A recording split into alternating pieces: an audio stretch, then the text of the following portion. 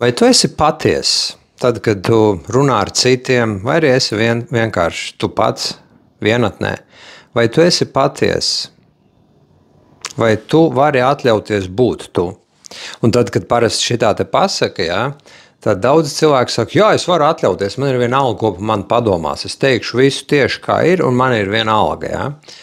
Īstenībā tā atbilde jau arī atklāja tādu iekšēju konfliktiņu. Jo, ja tev ir pilnīgi vienalga, jā, ko citi padomās, un tu tādu bravūru tajā visā, tas nozīmē, ka tev ir kaut kas vēl višķīt neatrisināts. Jā.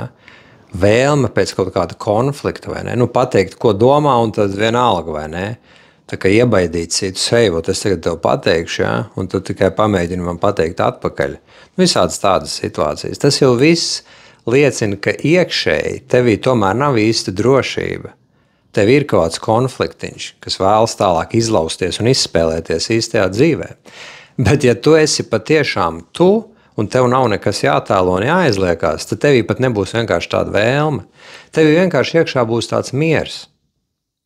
Un neatkarīgi no tā, vai tu strādā garas stundas, vai tu esi profesionāls, kurš ir atbildīgs par komandām, vai ne, par citiem cilvēkiem menedžē, un esi iesaistīts visādos projektos, un viss kaut kas notiek tavā dzīvē. Ja?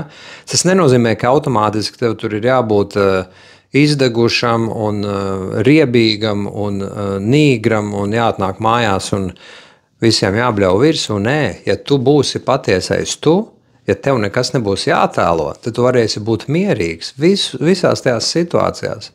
Tad tavs autentiskais es, kas ir tevī iekšā, vienkārši zinās, kā būt. Viņš nemēģinās citiem kaut ko pierādīt. Tev nevajadzēs pierādīt, ka tu esi labāks vai kā, izdabāt citiem un tam līdzīgs. Visas tās situācijas vienkārši atkritīs pašas par sevi, jo tavs autentiskais es, viņš zina, ka viņš ir vērtīgs, un viņš zina arī, ka viņš ir tikai cilvēcīgs, mēs visi esam cilvēki, ja? Un tu apzinies, ka tu neesi perfekts.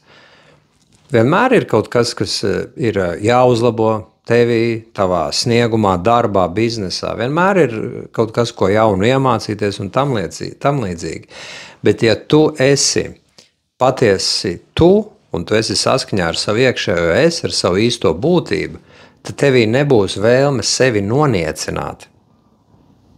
Tad tu vienkārši būsi ar citiem, tu būsi sanāksmēs, visādās komunikācijās tieši tāds, kā tu esi, un citi to novērtēs. Viņi instinktīvi to jutīs, ka tu esi patiess. Viņiem nebūs tev vēlme kaut ko pārmest arī tik daudz un tam līdzīgi, jo tu pats sev to neizdarīsi. Tu pats sev nepārmetīsi. Jo tavs autentiskais es to vienkārši nepieļauj. Viņš zina, ka viņš ir, kā teikt, visaugstākais un vissvarīgākais tev pašam. Tad tu mierīgi varēsi pateikt, jā, kur šeit es izdarīju kaut kādu, piemēram, kļūdu, jā, mācīšos no tā, labošos, bet tu to teiksi ar tādu pārliecību un drošību, ka neviens cits tev pat nemēģinās baigi tur pārmest. Bet ja tu tajā visā ej jau no bailēm, nedrošības un tikai lūksies aptuveni jau tur bosam, piedod man, ka es tā izdarīju vai ne, viņš jau tevi arī gribēs, kā lai saka, nočmorīt vairāk, jo tu jau pats sevi čmorī nost. Tā tas viss arī izspēlējas dzīvē. Un es personīgi to jūtu savā profesionālajā dzīvē visu laiku.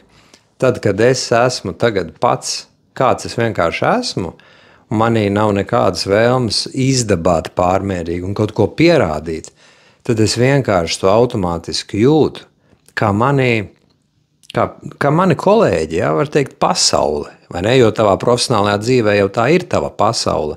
Kā pasaulē burtiski novērtē tevi, sāk labāk attiekties. Un vienkārši tā ir tā manifestācija. Ja? Tas, kā tu jūties, tas tiešā veidā ietekmē tavu dzīvi. Un tu vari nebūt ģēnijs, tu vari nebūt kaut kāds nežēlīgs tur profesors, izdedzis, kas tur cenšas pēc kaut kāda perfektuma. Tu vari būt vienkāršs cilvēks. Jo pēc būtības mēs vienkārši esam cilvēki visi. Mēs neesam kaut kādi bioroboti, vai ne? Mums nav jācenšas pēc kaut kāda perfektuma. Un tu vari būt tajā pašā laikā augsta kalibra profesionāls, kuram finanses plūst ļoti labi, un viss notiek tavā dzīvē. Bez jebkādām izdegšanām, bez jebkādiem ārprātiem, skriešanām un kaut kādiem tādiem marazmiem.